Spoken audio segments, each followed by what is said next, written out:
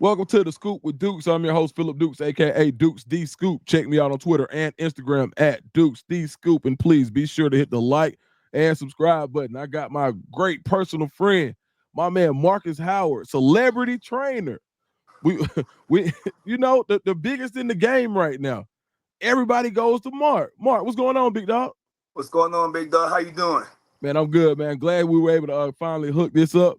But I think for right now, your profile is going so high as a trainer. People forget about how good of a ball player you were. Talk to us about your upbringing, how you got to the University of Georgia, and that combine performance that people still talk about. So I'm from South Carolina, a little small town called Hughie. Okay. I went to a high school called Hanahan, little 2A ball, played running back and linebacker there. My coach, my position coach at University of Georgia recruited me. His name was John Fabris, Okay. defensive ends coach. Went there as a linebacker, but got moved to defensive end. He took me under his wing, and I just took off from there. He really pushed me hard. My senior year, ended up leading the SEC in sacks, led the nations in quarterback hits and hurries, was the MVP of the Sugar Bowl. Went on from there, had a great performance at the combine, ran the 4.4, but I put my quad at the 35-yard line, so I probably ran the 4.3. Just want you Yeah. to know that. You feel me? Right. Yeah. Um, from there, played a little bit of ball in the NFL, played some in the CFL. After playing the CFL, went on to just becoming the trainer. So what was it like going from UGA where you got that rich history, everybody's a baller, and then becoming a trainer? Like, was that transition hard for you, or was it something that was easy because it kept you around the game? It was easy for me, like you said, it kept me around the game. But even before I even played the game, I always wanted to be a trainer. Just from the way how my head coach in high school pushed me in the weight room, I knew that one day that's something that I wanted to do. So after I got done playing ball, the transition was kind of easy. As soon as I got done playing, maybe about 3 or 4 months later, I just started training. When you think about being a Georgia Bulldog, what does that mean to you even after your playing days are over? I mean, it's everything. It's the dogs. This is the great state of Georgia. I mean, shit, Georgia on top right now. That tradition is so rich there. Play with some great guys like Thomas Davis, Odell Derman, David Pollock. You got the Herschel Walkers, all those guys. David Green. I mean, it's just a great, great, great tradition. It's the tradition of the Georgia defensive line is insane. Yeah. You've been able to put your hands all over that defensive line, including with the number one overall pick, Trayvon Walker. What did you like? How did that relationship come about? Now, you see, look, you got my boy Sherman right here. Yeah. You feel me? Yeah. Like for real. It's like, that's one of those things. The first time I met Trey, people don't know this. I met him when he was in high school. Just on Twitter, just working. Reached out to his dad one day. His dad, Steve, man, real cool guy. We chopped up on the phone. They drove all the way down to Bruford. The first gym I was training at was in Bruford, Georgia. Mhm. That's the first time I met Trey. I tried to break him. Trey ain't broke, man. His dad, real military guy. So Trey didn't never break, but I brought him in there, tried to work him. We did a little bit of stuff when he was in college, but not too much. But I always kept in touch with him. And then it's funny. I met my guy named Donnell Bruce. I Mhm. worked with his son at Alpharetta. I was coaching at Alpharetta High, the defensive line coach. I trained his son and I coached him. And Donnell Bruce is actually Trayvon's business manager. Oh wow. Yeah. So I mean, that's just that's God. You feel me? Yeah. You know what I mean? That's energy now for sure. Yeah. So when you talk about Georgia's defensive line this year, they got a new addition that you also train in Joshua Horton, a transfer from the University of Miami. Talk to me about what you see in Josh's game and what UGA is getting in Josh Horton. Man, I think the sky's the limit for Josh, man. Coming from the ACC, but going to the SEC, but he's going to a great program with a great, great, great position coach and Coach Scott. Coach Scott gonna really teach him that run game real well. I mean, you are going to Georgia with that great weight room program. He's gonna get Mm. definitely stronger there. Josh has great size. Very twitchy in my eyes for a big man. You know, Hmm. um, great movement, great bend, has great hands and stuff like that. I think once he gets his feet wet with the system and getting that right game and just getting stronger and just being coached by Coach Scott, I think the sky's the limit for Josh. Now that's good to hear because Georgia just continues to reload. But you know when Georgia's good, they have multiple guys that they can just pretty much rotate along the defensive line. Are there any guys that are like on Georgia's team now that you've seen and you say, you know what, I like that guy's game? Is there anybody on Georgia's roster outside of Josh that you say, you know what, this guy has a pretty good game?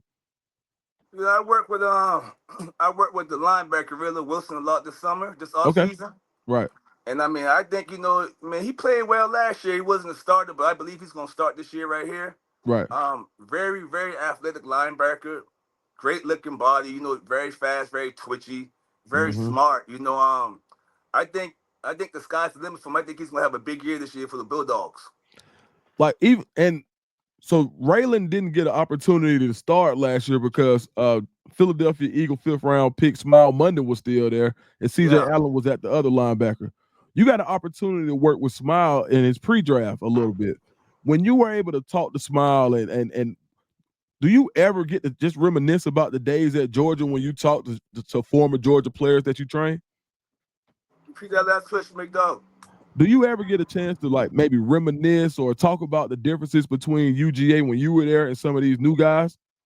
Oh yeah, of course, man. You talk about the I mean, those guys, it's great for them right now, but you talk about the weight room. Sometimes I talk to guys about the weight room, just about the amount of strength coaches that they have in the weight room. I mean, holding the guys accountable. I mean, which makes those guys better. You Mm-hmm. gonna talk about the nightlife. You gonna, just that's just what it is in Athens. The stadium, the locker room. So I mean, it's always great to reminisce with the younger guys about UGA. So I know you had to be between a rock and a hard place recently Hmm. because the state of Georgia and UGA got their heart broken when your star pupil Tyler Atkinson went to Texas. Now, what was that like? When Tyler told you he was going to Texas, how did you feel, or was it like, hey man, whatever's best for you, or were you like, oh man, I wish it was Georgia? How did that go? Hey, first I'm gonna say hook 'em. You Yeah, feel me? right, Hey, at the end of the day, Tyler, that's my boy. I love him. That's my guy. right.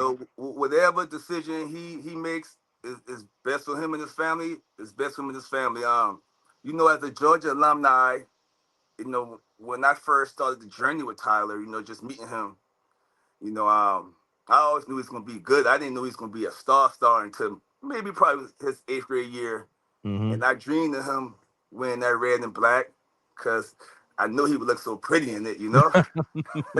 But Tyler, him, his dad, and his family, they put themselves in that position to be able to make decisions and choices wherever they want to go at. And Texas is a great university. He's up and coming to SEC. A great situation for him when he gets there, and I think the sky's just the limit for him. The first time I saw Tyler, he was in eighth grade at an Under Armour camp, and he was whooping offensive linemen who were ranked 3 stars, 4 stars that were in high school already, juniors and seniors. At the time, I thought Tyler was going to be a defensive end, but he looks so perfect at stand up off ball linebacker. What do you work with Tyler to kind of keep that aggression of a defensive lineman while also having the range and the mobility that he has as an off ball linebacker? I mean, we when we work, we work on hands, eyes, hand placement. His feet, like the toe turn, his bend, just everything. I mean, like he said, man, he's a great player. He's a ex player, man. So with Tyler, man, you got to be on everything with him. Like it ain't no one thing specific. Like, and if you're not on it, he gonna let you know. You feel me? Mm, So you got to be whatever whatever my boy want, he gonna get. You yeah. feel me? So you just gotta be ready to go and just be on your stuff when it comes with him. When Tyler made his announcement in front of the world on national TV Yeah. on ESPN, the Pat McAfee show, he went out of his way to make sure he shouted you out. How did that feel to hear him give you that? Because we're in a world where a lot of times people, when they get their moment, they forget who's been around them, or and it's not because they they don't care. Sometimes the moment is just really, really big, and you can't remember everyone who helped you along the way. He absolutely made sure that people knew how much of a hand you had in his development. How did that make you feel as a trainer to have the number one backer in the country get his moment and want to make sure he shared it with you? Hey, man. Yeah.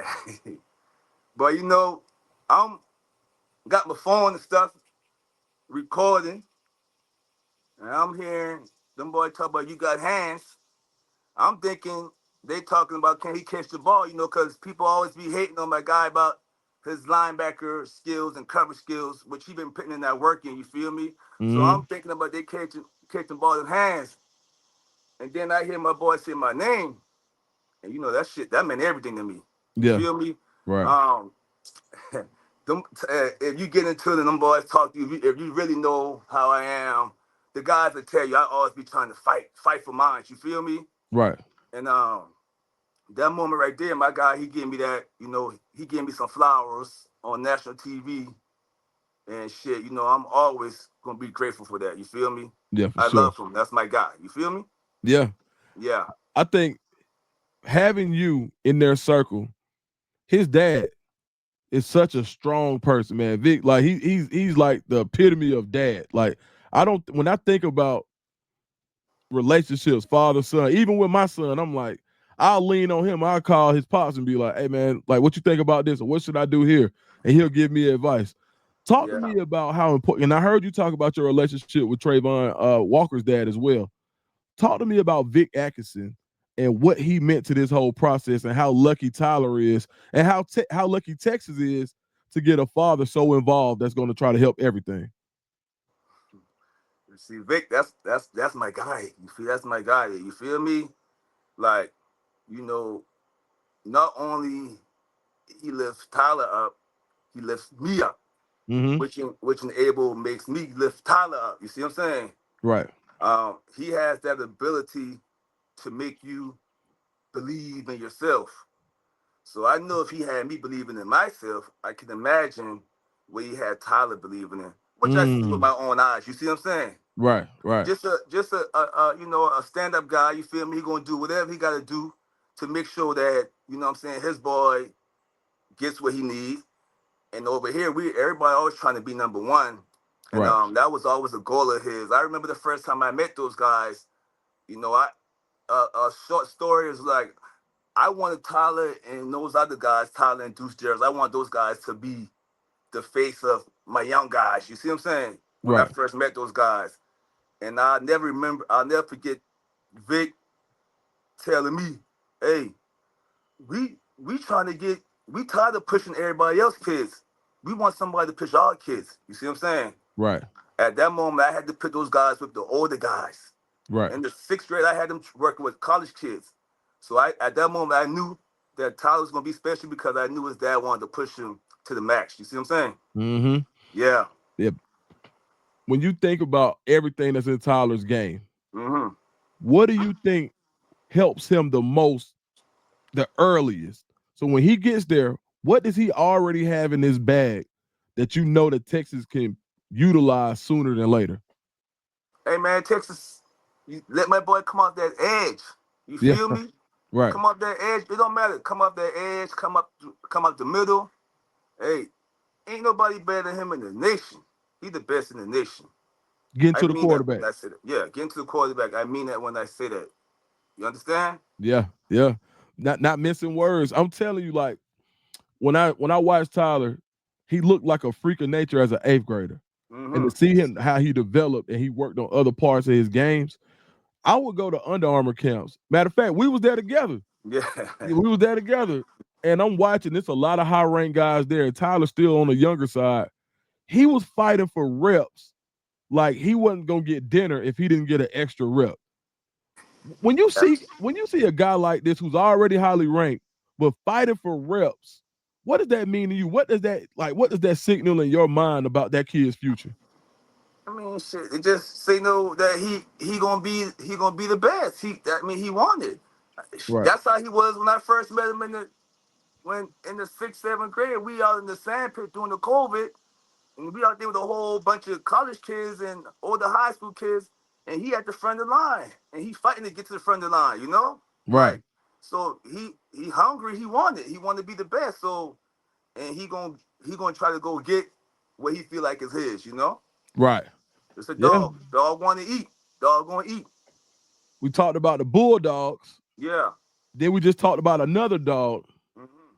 There's a dog that just got to Atlanta that you know very, very well. Who that? He comes by the way of the University of Tennessee. Oh, that boy. Yeah. JPJ, James Pearce Jr. Mm. How did you link with James Pearce Jr. in the first place? You know, man, shout out to Coach Ronnie Gardner, a legend, defensive line coach in the SEC. Mm-hmm. When I started training, Coach G gave me an opportunity, even though I ain't knew much, he still gave me an opportunity to work with some of his guys on some love. And now I got an opportunity to work with Derek Brown when he was a top player coming out of Auburn. He Mm. sent me some of those guys. So then when Coach G went to Tennessee, I remember him sending me some guys down, Brian Young and Tyler Barron. And I was like, hey, man, this is my opportunity to make an impression, right?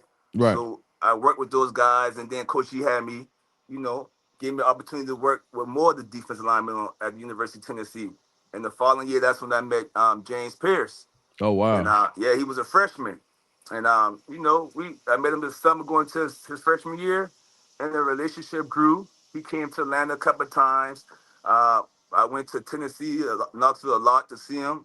Last year, going into his junior year, hung out, spent a lot of time together. And James, him and I, we actually have the same birthday. Oh, wow. Yeah, I Yeah. took him. Yeah, so that's my guy. You know, a great player, smart player. People don't know how smart James is. He's a very, very, very smart. They don't know that. Mm. And he's very intense. And the sky is the limit for him. The city's gonna love James Pearce. We already in love with Pierce. Yeah. We ain't had a edge rusher that wanted to fight or was willing to fight in so long. It's training camp. Every time something goes on, James Pearce is involved, and he ain't backing down from nobody. What Nah. talk about that intensity that he has? Because some people, you know, in the draft, they tried to say, "Oh, well, he's hard to deal with," and then the Falcons do their research, find out that he's a perfect fit for him, and he still goes first round. Talk about that intensity that he has that allows him to be so aggressive and not to have fear from anybody. We just he a dog. You feel me? Big dog, big dog want to eat. That's just Big what it dog is. won't eat. Big dog want to eat, and big dog gonna eat. Yeah, See what I'm saying? Big yeah, dog want to eat. Big dog gonna eat. That's just pretty much what it is. James know where he come from.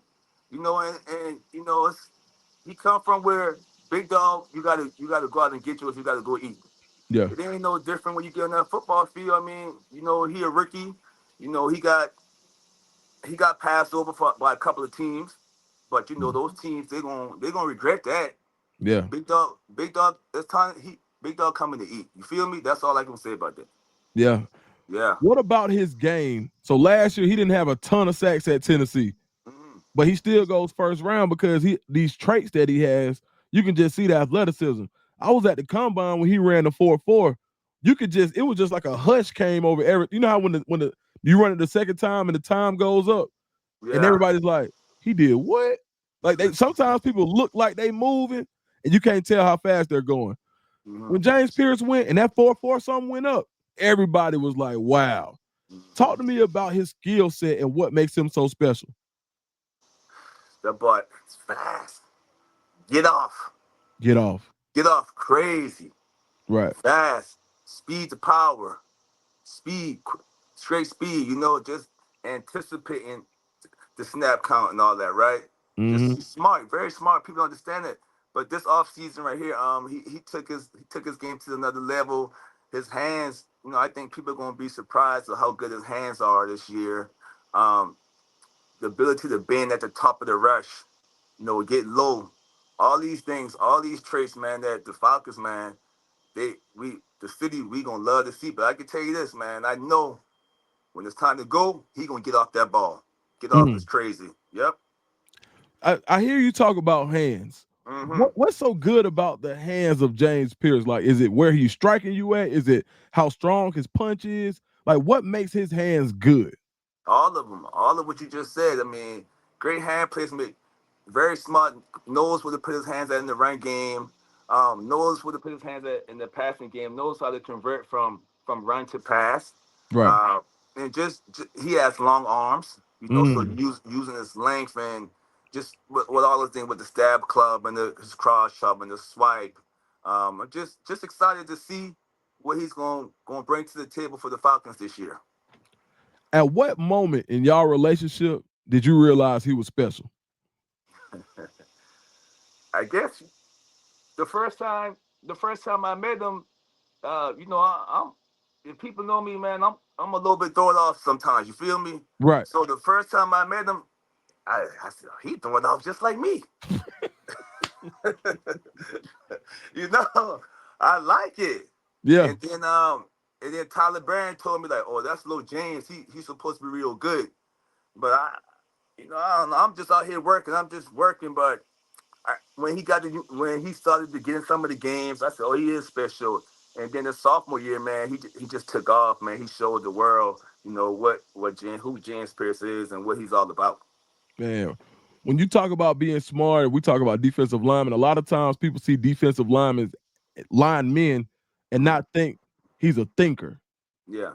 How does that thinking, his ability, that intellect, that IQ that you say he has, that he's shown you, how does that translate to the field? Because the average person is thinking, oh, you just get a big fast guy and they just run to the quarterback. How does that IQ help him? Some things like just knowing the snap count. You Mm, feel me? Like maybe if he hit the offensive line with a speed rush, he might come back with a speed to power or just a straight power. You know, things like that. You know, things to get the mm. offensive lineman off his game, stuff like that. Yeah, I think sometimes too, like when you get a guy like Pierce, people Hmm. don't talk about how much he watches film and how much he studies the game. Yeah. So having that high intellect, it's like he's downloading information to beat you the next snap, and he's Tough. been winning against like. So let me ask you this: during camp or this off season, Hmm. what has he told you about the professional game that he saw that was different, or what has he asked to work with you about his NFL career? You know, he just now I ain't want to get too much into that. You feel me? Okay, You know what I okay, mean? Because okay. he's a rookie, but at the end of the day, you know what I mean. You know the speed of the game. You know you got to get used to the speed of the game.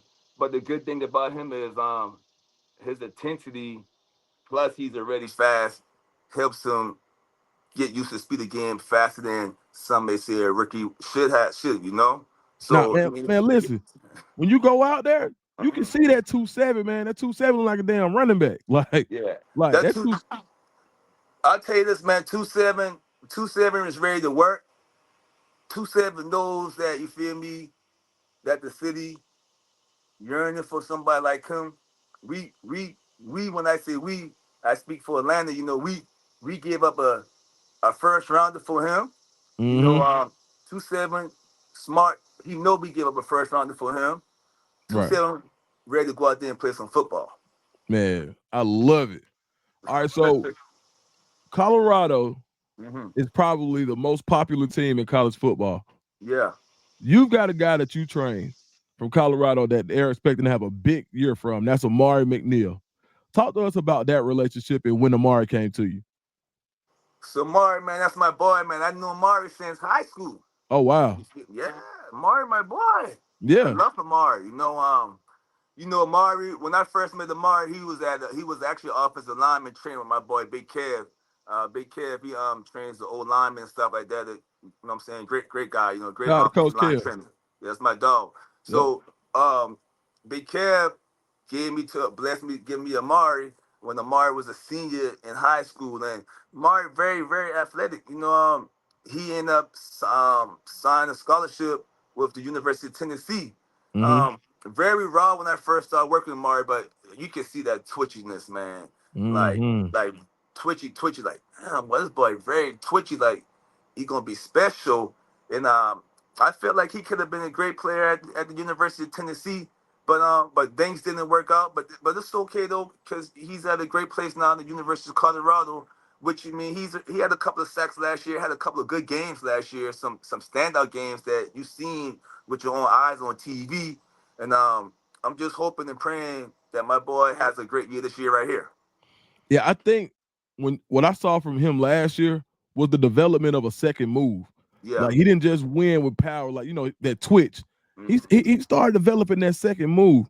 When you get a guy like Amari, how do you help them with their second move? Do you just see what they do best and then try to shape it around there, or do you just have a set of moves that you're like, you know what, this will work for you? Like, how do you go about helping guys like Amari develop that second move? It's For me, it's all of it. You feel me? Like you have a set of things that you want to have that particular guy do.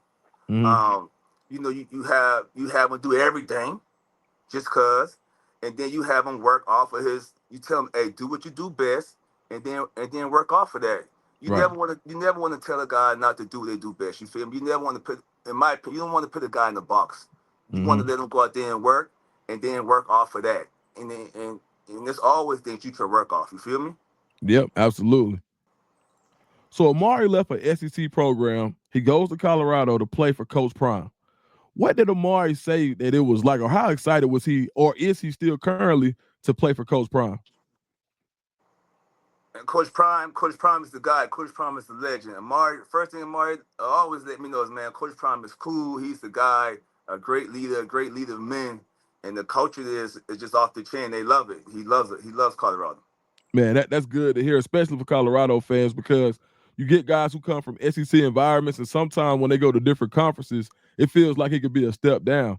But it seems like Amari's game is like if he jumped in the transfer portal, he would have a million people trying to get him right now. It's hard to find guys that big, that twitchy, that can move. So it's been phenomenal to watch how his game is developed.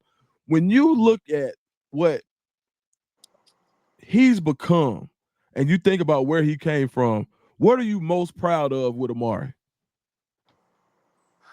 Man, I'm just proud of that Amari just saying that he never quit. You feel me? Right.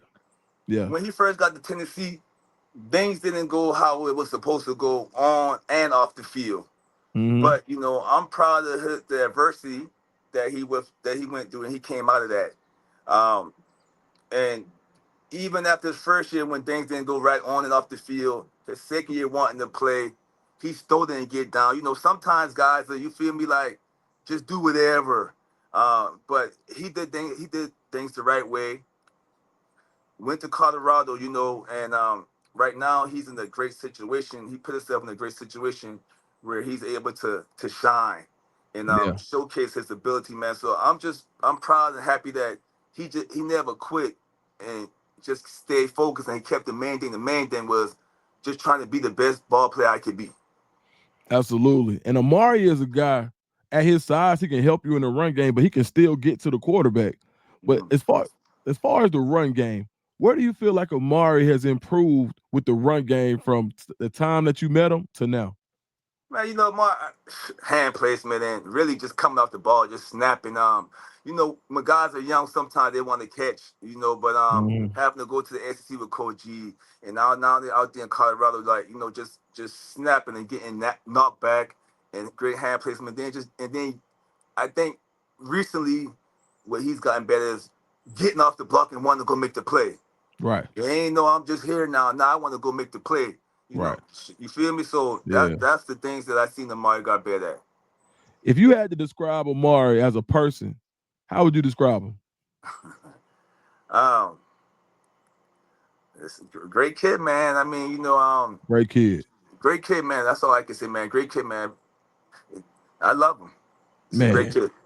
Man, you know what? When you talk about players, Yeah. you can tell how much you care about the kids and what you do and what you're teaching them.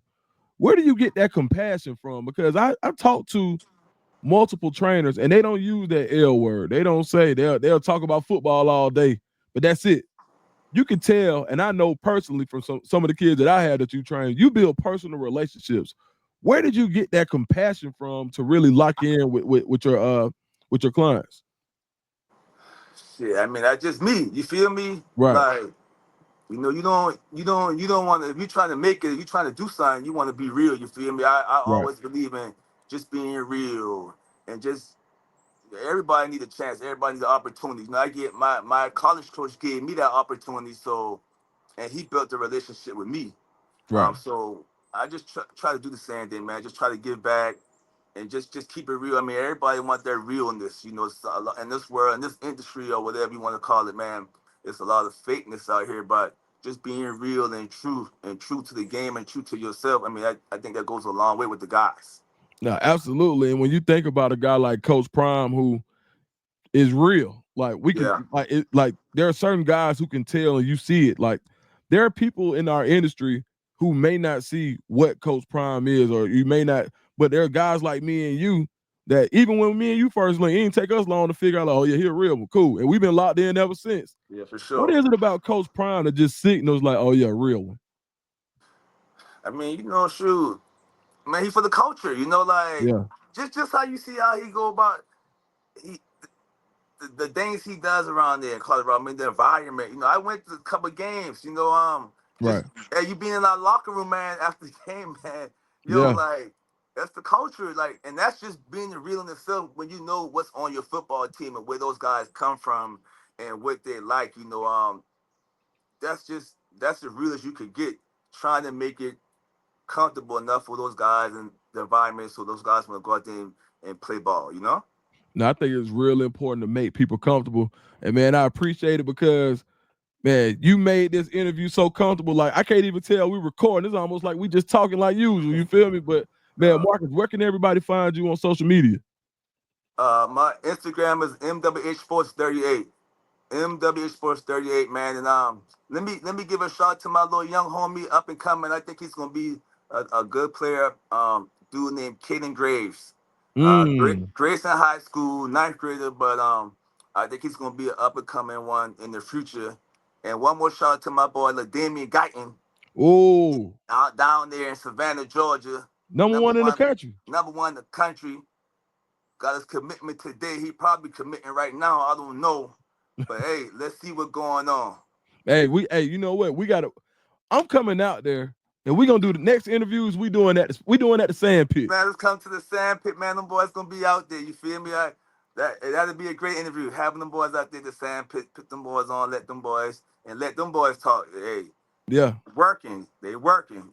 right. Now for sure, man. I want to tell you thank you too, man, because I sent one to you. We ain't gotta say who, but man, when I sent him to you, man, he really appreciated it and it changed his game. He cutting up already, man. So I just want to tell you I appreciate it a bit, dog.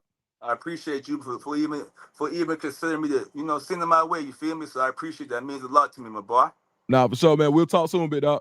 All right, later.